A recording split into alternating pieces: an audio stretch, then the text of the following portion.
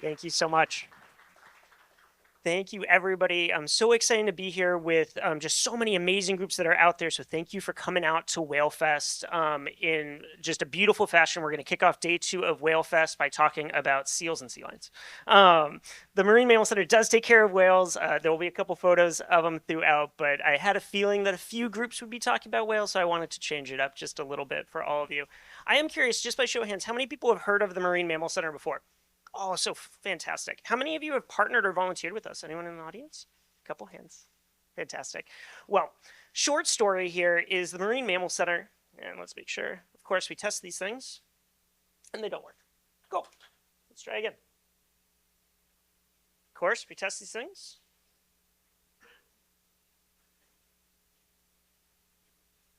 Tech people, wanna help me out here? There we go. All right, perfect. I solved it just enough. I just needed to make someone walk all the way to the very front.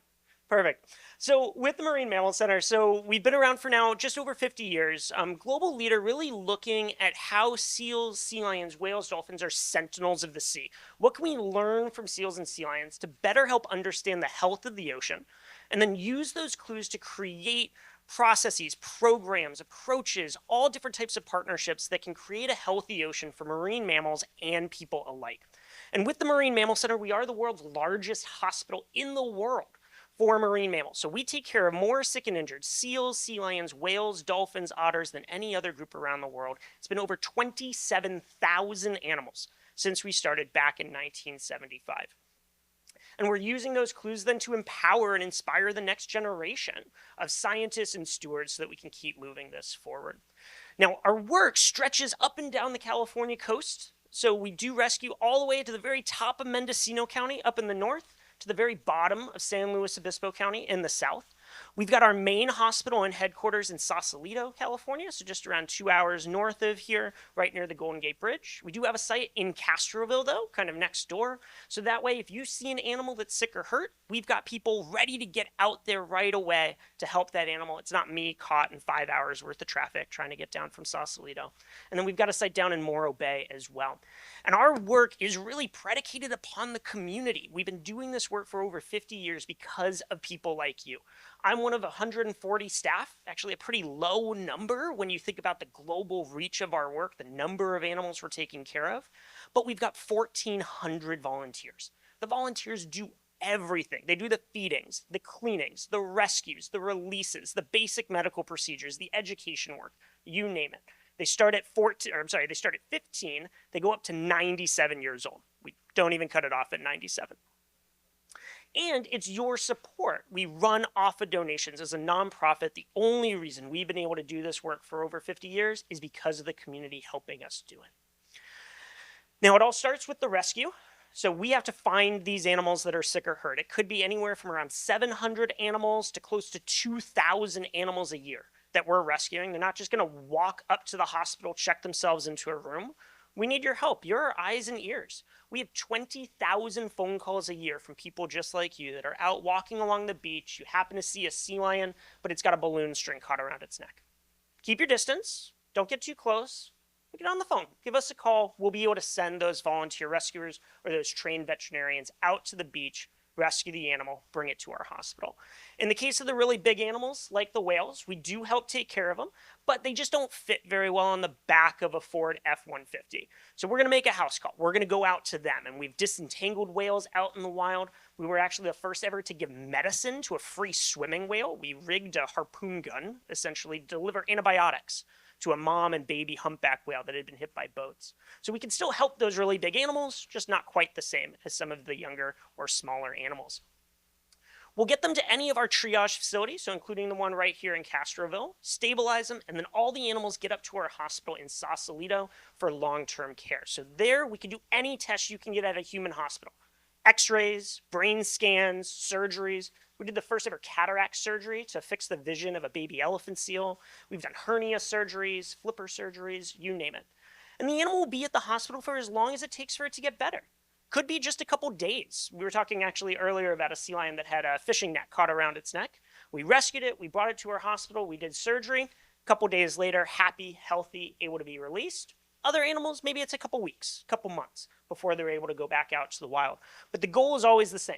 The day that animal feels better is the day they go back out to the wild, happy and healthy again. We're not a zoo, we're not an aquarium. We want these animals to go back out to the wild with that second chance at life. And if you want a good pick-me-up, we actually have a webcam that shows the animals going back out to the wild. So if you text that number, typically we release animals like every week or so when we're really, really busy, a couple every week. But one of our favorite places is up North Point Reyes National Seashore, and there's a webcam, so you can get a little alert around 10 minutes before it happens, and you can watch some of these big butterballs going back out to the ocean. Now, beyond just the rescue, the rehab work, the reason I actually started, I'm a marine biologist by training, I'm not a veterinarian. I was really focused on what's making these animals sick, though, and what can we do about it. I don't want to just keep rescuing sick and hurt animals, putting them back, and having them get sick again. And that's where the other parts of the Marine Mammal Center's work are so important. So the research, figuring out what's making them sick. We were the first to discover cancer in California sea lions, the first to discover toxins like domoic acid. We were the first to identify the migration patterns of threatened and endangered species like the Guadalupe fur seal. And we're on the front lines of trying to figure out why so many whales are getting sick right now, whether it's gray whales up in San Francisco Bay or humpback whales being entangled down here in Monterey Bay. And then all the education work, training that next generation, scientists and stewards, so that we can build up the understanding of the health of the ocean, so training veterinarians so that they can bring this back to their institutions and organizations all around the world, since we know all of these marine mammals are facing some of the same threats, and trying to inspire others to be able to be those stewards in their own community. And we're open to the public, free admission to come see the hospital up in Sausalito. All right, so what animals are we taking care of? Basically anything that you're going to find swimming in the water out there. I'm going to tell you a couple of stories, but for the ones that I'm not going to talk about, our most common patient is the California sea lion, just like Calculator over here. Elephant seals and harbor seals, I'll mention. Those round out our top three, but we do see a lot of, for lack of better words, weird ones. The Guadalupe fur seal, which we'll talk about, which looks like a furry version of Yoda from Star Wars. The endangered Hawaiian monk seal. We do take care of sea otters. So baby sea otters go to the Monterey Bay Aquarium. They need a foster mother otter. If they're older than around 6 months old, they come up to us and we can help them. And then, as I mentioned, helping some of the other animals like the dolphins and the whales. Hence, I show up to Whale Fest. All right. What I want to do with all of you, though, is I want to just tell you a couple stories, and if this is going to go. I want to start by just showing you some of the stories of the animals from last year. So this gives you an idea of the numbers and the types of animals that we took care of in just 1 year last year.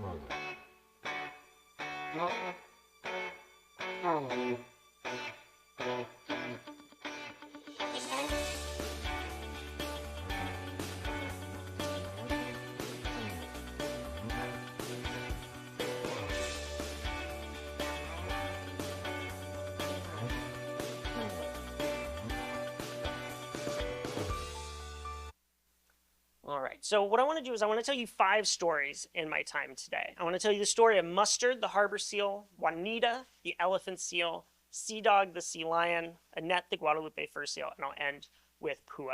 So let's jump in to Mustard here. So this is a young animal that was found out on the beach down in San Luis Obispo. Sorry, that was weird. where a family was walking along the beach around 2 hours south of here. They saw this really young animal that just didn't look very good. Very skinny, all by herself. They knew something was wrong. And they saw a lot of people around her as well. There were dogs that were off leash. There were people getting really close. They knew something was wrong. Got on the phone, gave us a call. We got the team out there, and we identified that this was a really young animal. Less than 10 days old, umbilical cord, still there. But no mom to be found. This animal had been separated from its mom. Well, we can help with that. Even animals that are so young that they should still be with their mom, we can help. We bring them back to our hospital, and we've got kind of a neonatal unit for them, just like a human hospital. And we can start to take care of them. We do admit exams on every single patient that comes in, just like you get when you go to the doctor's office. We were able to age the animal, figure out what was going on. And really, the issue here was this animal had just been separated early from mom. There was nothing medically really wrong with her, but she needed around 4 weeks with her mom to learn how to hunt, to learn how to feed, to learn how to be a seal. And she didn't get that opportunity because people were really close to her, most likely scared the mom away. But we can help them. So we don't have any mom seals around, but we made them a delicious fish smoothie that we could pump directly into them via this big tube. Then as the animal starts to get a little bit stronger, we're going to actually teach them how to eat fish. They're all going to go to fish school, where we can drag a fish around in the pool, have them learn how to eat it, and then finally learn how to be a wild seal. So we put some things into the pool for enrichment to help them try and navigate what it's like to be in a kelp forest. Our kelp forests are the things that you go through at car washes. Makes it a fantastic kelp forest. And we can hide fish within that kelp forest. And this way they're fighting over the food. They keep those natural instincts that they need. And in the case of Mustard, it was around 2.5 months, but Mustard was healthy, happy, able to go back out to the wild again. Released at Point Reyes National Seashore, so we don't bring them back to where we find them, just because we sometimes find them in really bad areas, really popular beaches where they have the chance of being disturbed and harassed again. But what's interesting is every patient, when we release them, gets a little orange flipper tag. It's kind of like an ear piercing that serves like a hospital bracelet. And that way, if they're ever spotted again, we know who they are.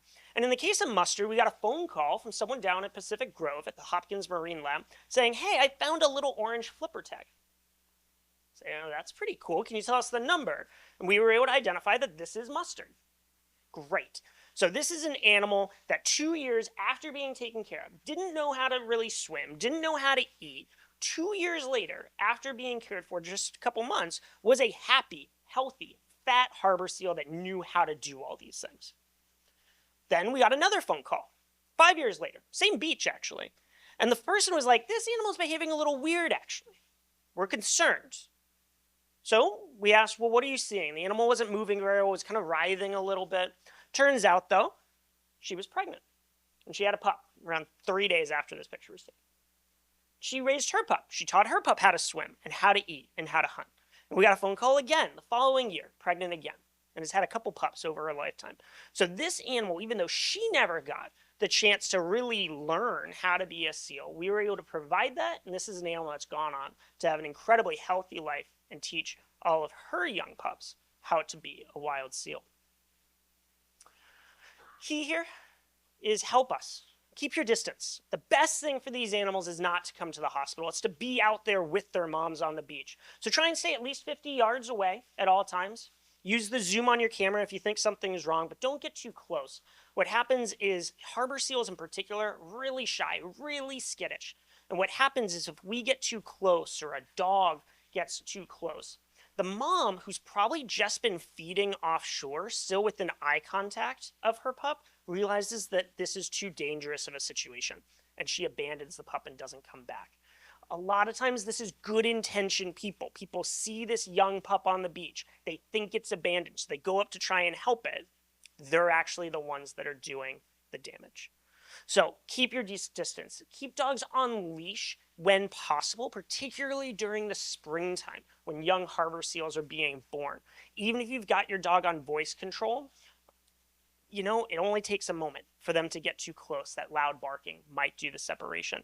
And then, of course, give us a call if you think something's wrong. We are always available and send a team out. One of the big things that we've been seeing, particularly in the Monterey and Santa Cruz area, is a high level of disturbance. This is not an uncommon story like mustard. 1 in 4 animals that we rescue face disturbance or harassment out on the beach by people or dogs every year. That's hundreds and hundreds of animals, whether it's people touching them, trying to feed them, trying to chase them back into the water, or thinking they need to go into the water. You might think like dolphins and whales, they have to be in the water. Seals and sea lions don't. They breathe air. If they're feeling sick, they want to be up on the beach. So the best thing to do is keep that distance. When we did a bunch of different surveys, we went out onto different beaches. We identified the reason why people are doing this is one of 2 groups. You've got the experience seekers, those that are trying to have that moment, that selfie picture. I think that's probably what's coming to mind when you think about all the level of disturbance. This group is definitely a problem in a sense that it was resulting in people getting way too close, trying to feed these animals. But they were actually vastly outnumbered by this group, the people that were just getting too close because they wanted to help it. So, best thing you can do though, if you want to be an ocean hero, is don't actually try and be the hero in that moment. Keep your distance, be the eyes and ears, get on the phone, let us know, and try and keep others away as well. That can result in hundreds of animals each year having a better second chance. Now, the second animal I want to talk about is Juanita. This is an elephant seal pup that we saw down in Santa Cruz. And up in Santa Cruz? I'm from the Sausalito area. And this was a family walking along a beach. They saw this animal and they immediately got on the phone, not because of anything that they really saw, it was what they heard. It sounded kind of like this animal was screaming in pain, is the way they described it to us. And they were very, very concerned about this animal. So we sent a team out there, we got a good look at it, and we knew something was wrong. So this was an animal that was 86 pounds, should be more than that. And we identified that this was an animal that had been separated from its mom, similar to Mustard, the harbor seal, was very skinny though, and did have some cuts and scratches, probably just from getting kind of washed in the waves and coming up onto the rocks in the beach. Now, with elephant seals, I'll tell you a little bit more about why we knew this animal was separated from mom and malnourished, but the good news is we can get these animals better. So the same way we did it with Mustard, we taught the animal how to eat fish, start with the delicious fish smoothies, then move on to teaching him how to eat fish before Juanita was fat, healthy, and 4 months later, back out in the ocean again. And with seals and sea lions, what's really wonderful is that we know most of their stories before they ever come to the Marine Mammal Center, because seals and sea lions are very predictable when they're born, how big they should be at different age things. So that's how we knew something was going on with Juanita. Now, hopefully you've had a chance to go out and see wild seals before. So if you go to a place like Año Nuevo in Santa Cruz, you can see these elephant seals out on the breeding beaches. It is an absolutely fantastic sight. It's like a National Geographic special in our own backyard. And every winter, December through February, is when they're being born. They're born at 4 feet and 75 pounds. I'm going to let that settle in for the ladies in the group for just a quick moment. Now, immediately as they're born, they're going to go kind of nose to nose and smell each other. They're going to talk to each other so that they know what each other smell like and sound like so that they can spend that time out on the beach. The baby is going to just rest right next to mom and do nothing but drink its mom's milk. That's going to be what it needs before it's able to be a wild seal. And if you recall, the person calling us when they reported Juanita, this was an animal by itself, so that was a problem, but they said that it was screaming out in pain, and we actually knew that was not a reason to rescue this animal. It turns out elephant seals just sound like evil chickens. If you have not heard it, it sounds like this.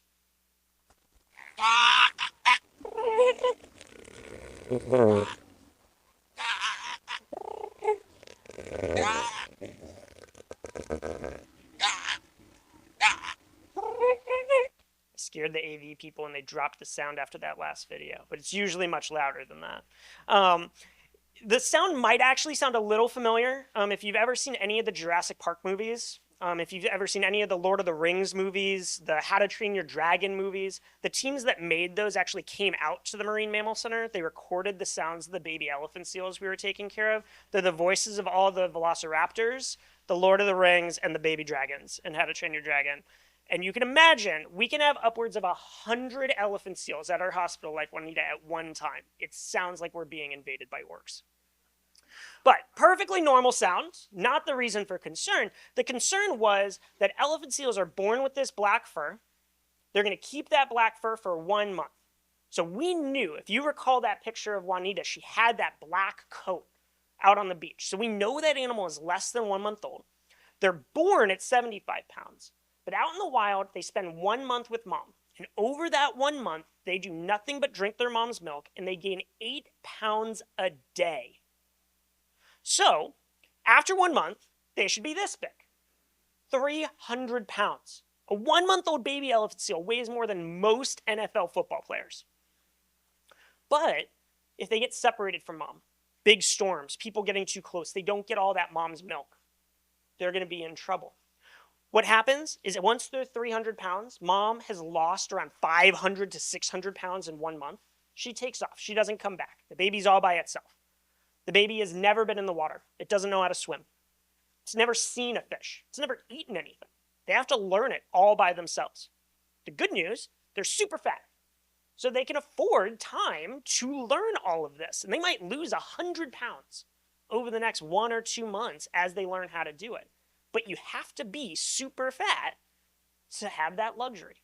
And what we see, just like with Juanita, is these 1 to 2 month olds that should be 300 pounds weighing only around 75. For Juanita, 86 pounds. That's 220 pounds underweight. So we need to help them. And you saw how we did that. But we also realized that this is something that we're seeing more and more because the breeding beaches that these animals depend on are becoming more vulnerable. So a place like Año Nuevo or Point Reyes or San Simeon down in San Luis Obispo County, they're shrinking. Sea level rise is just kind of shrinking those beaches. Big storms are getting farther and more intense. And that's why these animals might be separated from mom more often than not. So we have to address threats like climate change. We can't just rescue sick and injured animals, fix them and put them back. We have to figure out why they're getting sick in the first place. The Marine Mammal Center is kind of leading the charge in a few different ways here on climate.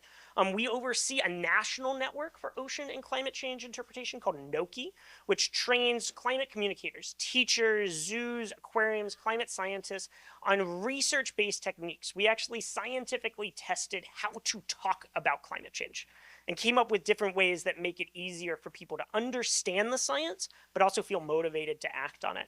That's now in 47 states. We have 900 trained members, over 500 institutions, reaching a couple 100 million people a year with this research-based technique. It's actually been shown to help shift the conversation on climate to be more productive, solutions-focused, and community-minded.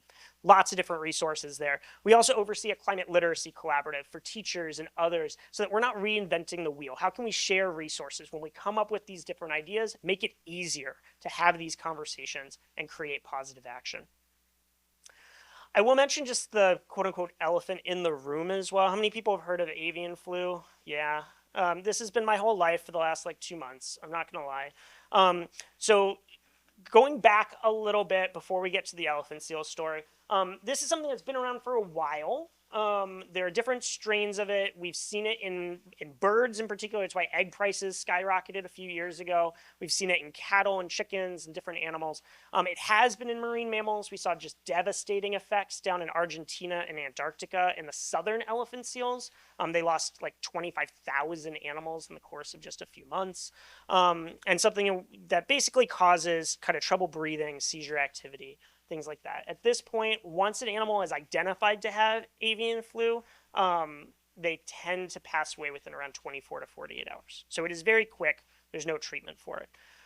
It is why it became so dramatic over the last few years. So, and apologies for, I think from a Mac to a PC, we've got some formatting things. But we identified the threat to this a while ago. There were just couple harbor seals up in Washington State that popped up in 2023 with avian flu, and we realized it's hit our coast. So every patient since 2023 that's been coming in, we've been testing for avian flu so that we could catch it right away. We have not had a single positive case come through the Marine Mammal Center, but our neighbors here down at Año Nuevo identified it just a couple months ago. This kind of ran through Año Nuevo. They closed the park. Around 60 or so animals have gotten it. Huge threat, obviously, and we were worried, if you think early days of COVID, how quickly things can escalate. Luckily, it hasn't. That's not to say it's gone, but we're not seeing tons of new cases or anything along those lines. And what we've been doing is both monitoring this, but also trying to be proactive about it. We've actually been less concerned about the California marine life and avian flu because elephant seals, they've got a population of around kind of 200,000 or so. This isn't an endangered species. They've got a fantastic story of recovery for a different day. But you've got animals like the Hawaiian monk seal. That's an endangered species. There are 1,600 of them. If the avian flu gets to Hawaii, which it has, but not to marine mammals, we could lose a species in the matter of days and weeks. So we've actually, over the last 2 years, been testing a vaccine and coincidentally finished our trial in February when it broke out in California, where we're able to actually inoculate these monk seals for this and roll this out not just to our animals but to the wild population as well. So hopefully being able to get ahead of some of these threats. We have been inoculating all the animals that come through our hospital for the most part, but we're not out at Año Nuevo trying to give this vaccine. Right now, it's just not something that is feasible with a population that size right now. But something that we are working on so that we can address this threat and hopefully it continues to dissipate right now from where it was just a month ago. Last couple stories, and then we'll open it up for questions as well. I wanted to mention Sea Dog. This is a California sea lion picked up in the Monterey area, and people were walking along the beach. They saw this animal actually having seizures out on the beach, so like full body spasms, very similar to epilepsy with people. So immediately knew something was wrong, got on the phone, we got out there. We also could pretty much identify what it was, and it was something called domoic acid toxicosis. You might have heard about this in the news as well. Sea Dog also had pneumonia. These animals, if you stand a seal or sea lion up against you, all the same organs, all the same bones, all the same places, they get all the same issues that we do. Luckily, you can go to the doctor's office, get treatment. In the case for Sea Dog, it was around 6 weeks. We gave anti-seizure medications, we flushed that toxin out, we were able to give antibiotics for the pneumonia, and Sea Dog, happy, healthy, able to go back out to the wild. Now, with this domoic acid toxicosis, this was something we first discovered back in 1998. We actually was found down in Santa Cruz. It was the basis of Hitchcock's movie, The Birds, if you want some fun facts. And what basically happens is if you've heard of red tide, it's very similar to that, but it doesn't turn the water red. What happens is you've got algae, and algae's great. We need algae. But some algae, if you get too much of it because the water's too warm or there's fertilizer runoff, that algae can explode in numbers and can actually become toxic. And it builds up the food chain. So the fish eat it, they now have some toxin, and then the top of the food chain gets it as well. And this is something that affects the brain, it affects the hippocampus, kind of like the GPS system of an animal. Makes them very dizzy, very disoriented, provides those seizures, can affect the heart as well. So very serious, deadly without treatment.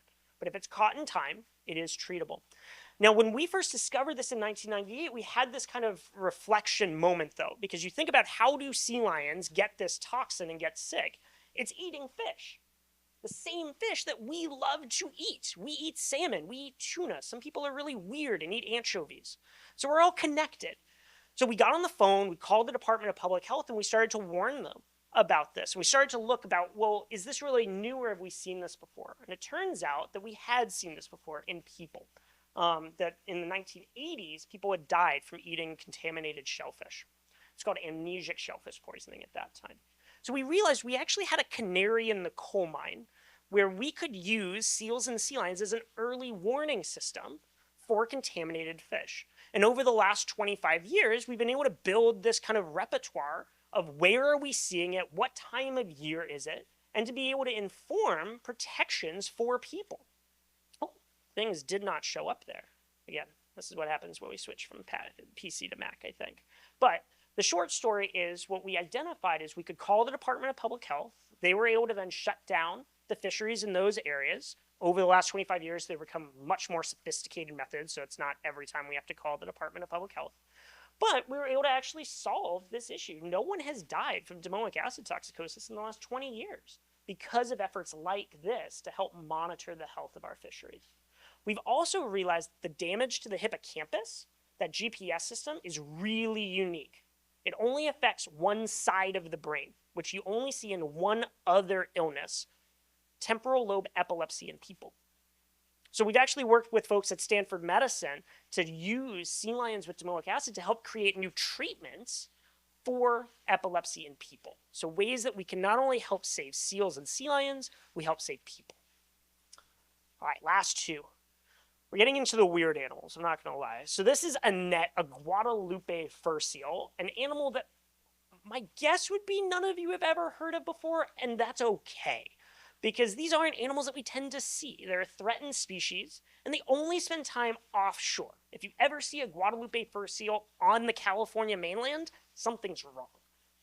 And something was wrong in this case. The picture is a little bit hard to see, but you've got Annette, who's a larger Guadalupe fur seal on a rock, and you might notice there's this green netting that's hanging down from her. She had a fishing net caught around her neck. Luckily, people saw her. It was up in Santa Cruz, gave us a call. We were able to get out there, brought her to our hospital. We're able to cut that net loose. So we did surgery. She's always going to have that scar, but we were able to give her lots of good food, antibiotics to treat the wound. And after just a couple weeks, healthy, happy, able to go back out to the wild again. And you can actually see in this picture, these animals got special satellite tags, trackers, because up until around 2015, if you looked in the best textbooks, if you looked at what is the migration pattern of this threatened species, it said unknown. Probably Guadalupe Island in Mexico. There's a reason they have their name. But that was all we knew. How do we take care of animals if we don't even know where they're spending their time? Well, we're able to put these trackers on them and start to answer those issues. And we've been able to actually identify the migration pattern. It turns out they're all up and down the California coast. They even go up to kind of Oregon and Washington State. They just never came onto the beaches, so no one ever saw them. So ways that we can leverage these somewhat terrible situations when you think about the threats these animals face and having to be sick, come to the hospital, with ways that they can actually be ambassadors and help save the species. We're working on a few different fronts to address the root cause of that issue with Annette, the entanglement in trash. Just like Monterey Bay Aquarium, doing a lot of different work, working with the fisher folk, identifying better gear that we can use, things like ropeless gear and how we can monitor the Dungeness crab fishing season so that it doesn't intercept when we've got things like whales and other animals in the area, working creatively with how to promote ways that you can have seal-approved meals. So there's lots of good seafood out there. Monterey knows this better than anyone else. How do we help encourage people to make wise choices when they're at the stores? Last story, I want to leave California. I want to go out to Hawaii because really the story of the Marine Mammal Center, we've been in California doing this rescue rehab work for over 50 years now. Luckily, a lot of our animals in California aren't endangered. The Guadalupe fur seal is, the sea otter is, but the California sea lions, the elephant seals, there are other reasons to rescue them besides trying to save a species. Out in Hawaii, unfortunately, this is about trying to save a species. So this is pua. And pua is found on the northwest Hawaiian Islands. If you've been out to the Hawaiian Islands, you have not been on the northwestern Hawaiian Islands. There's a whole archipelago there. And what happens is you've got the main Hawaiian Islands where all the people go, and then you've got these kind of uninhabited islands that stretch way out into the Pacific. That's where pua was found. Researchers saw this animal very, very underweight. 50 pounds, couple months old, should have been around 200 pounds.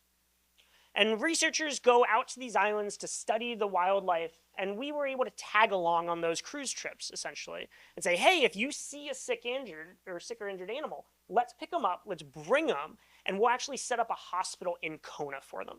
So around 10 years ago, we built a hospital, taking everything we learned from 50 years in California to help save these animals. So we brought pua back to the hospital in Kona. Same issue that some of the elephant seals were having, the Juanita story. Really underweight, separated from mom early. Let's teach this animal how to eat fish. Let's fatten it up. And in this case, it was around 8 months. But pua was able to go back out to the northwestern Hawaiian Islands and be released. And through this work, it's pretty incredible because there are only around 1,600 elephant seals left. They are the most endangered seal or sea lion in the United States. But we've actually been able to see that population grow since we launched our hospital 10 years ago. In fact, 30% of all of the monk seals alive today are alive today due to conservation efforts from groups like NOAA and the Marine Mammal Center. So taking 50 years of work in California, getting it to the animals that need it the absolute most. And it makes a big difference. That Pua case that I mentioned, so that was an animal a few months old, struggling to be able to find food, barely able to swim, took 8 months of rehabilitation. People were on a cruise just last year out to those islands. This is Pua. This is her pup. So we've actually seen some of these animals over the last 10 years not only go on to have pups of their own, but grandpups of their own. So ways that we're truly helping to grow a species that need it the absolute most. All right, now with that said, I want to leave a little bit of time for questions. Yes, we're good. But if you are interested in our work, if you haven't had a chance to explore it deeply, come up and visit us in Sausalito. It's open to the public, free admission, 10 to 4, Friday through Monday, so over the long weekend. You can see the animals we're taking care of, look out over the patient pens, talk with our experts around all the work that's happening. You can always waste a lot of time on social media looking at really cute pictures and videos of seals and sea lions. Highly encourage you to do that. And if you are interested, get involved. We've got a site right here in Castroville where we are looking for volunteers to help rescue these animals, to help share the stories. So if you're interested, come and find me. We've also got a booth out amongst the rain there where you can talk with some of our volunteers and staff as well. So I encourage you to stop by. You can actually touch and feel what seals and sea lions feel like. You can see some of our whale disentanglement gear. So definitely check that out as well. But without further ado, I want to show just one last picture of what looks to be an elephant seal raising its hand with a question, and I will answer your questions here. Yep. All right, all the way in the back. Are you seeing toxoplasmosis and you feel like they are?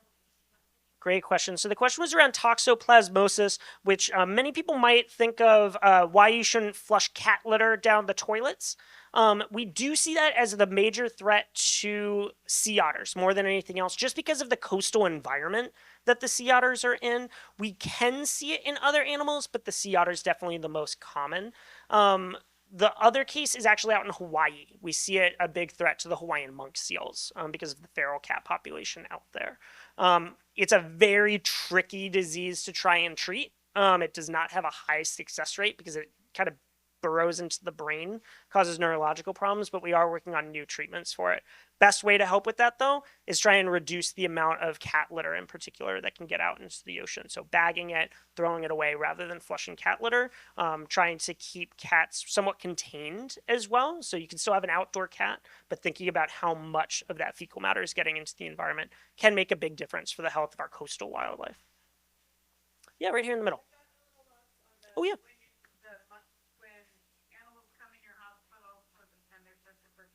Oh, yeah. Oh, yeah. So every patient for the last 3-ish years is getting tested for bird flu. So we're just trying to monitor its early surveillance. Basically, you got to find it so you can stop the spread of it. That's what Anya Nuevo did perfectly just a few months ago. They've been monitoring this. The second they saw an animal with symptom, they started to really put in place procedures to make sure it didn't spread like wildfire. What we've been doing is testing, but also working on this vaccine. We've been in pilot and testing phase of the vaccine, so we've been testing it with a few different species just to make sure that it's effective. Building antibodies doesn't have any adverse effects, so we've now tested it with elephant seals, California sea lions, northern fur seals, and the Hawaiian monk seal. And we're at the point where we feel really confident and comfortable that it is not causing adverse effects. It's having positive benefit in building antibodies. So we're able to roll it out a lot more. So a lot of the animals coming into the hospital are getting that vaccine. And then we're hoping to be able to roll that out to wild animals in Hawaii over the next year or so. It's just a different ballgame to vaccinate a wild animal species because it's a 2-shot treatment spread out over a couple weeks. So the only way to do that is either you hold the animal for that long, which you don't want to do with wild animals, or you have to find the same animal to give them a second shot, which is, you can imagine with elephant seals at Anya Nuevo, next to impossible right now. But we can do it at our hospital, and it's a little bit more possible and way more impactful to do it with an endangered species like the monk seal. I think we might have time for one or two more questions. Yeah. Yeah, so update on avian fluid on Nuevo. They did just open within the last maybe 3, 4 days, something along those lines, the park again to people. We have seen the numbers really just plateau or go down. So it has not been spreading after that original thing. There was a cluster of around 30 elephant seals or so, right when it first started back in February, early March. Last positive case was, I want to say, like March 16th, somewhere right in that range. We're still waiting for a lot of results to come back. It's complicated. They have to get tested 3 times. There's only one lab in the entire United States that can be the definitive thing. So we can talk more about that later. But yes, so we're feeling pretty good that it is not spreading, but this won't be the last time avian flu pops up. It popped up in Oregon and Washington State with harbor seals. There are birds all up and down the coast with this thing. This is part of a new reality, both for marine mammals and I think for people when we think about some of these diseases that are spreading. So why research, why surveillance, why monitoring, kind of unattractive stuff? Like it's the stuff in the background, but that's what makes studying pandemics, treating pandemics actually feasible. It's all that stuff in the background to help make sure we catch it before it spreads and we can deal with it when it does start spreading. All right. One more question here, right over here. In response to the bird flu, is there a place to report like dead birds that could inform where the case could pop up? Yeah, I'll admit I'm not a bird person. I used to study birds for many years in a lab, and I hate birds, but I respect them. Um, so I don't know as much down in the Monterey area, to be perfectly honest. International Bird Rescue does a ton of work up and down the coast. I would start with them if you ever do something. UC Davis is also the lead of the avian flu response. So there are different resources there. You can always call the Marine Mammal Center, so 415-289-SEAL. We try and make it easy. We've got cards you can grab at our table out there, and we can direct you to the right person. If you're feeling lost, just put our number in your inbox or in your cell phone, and then you don't need to worry about it anymore. But and if any of the, because there are lots of different really fantastic groups out there, if there's a group in Monterey that's doing bird flu response, yeah. Oh, sure, you got to take it up with him though on time. Yeah.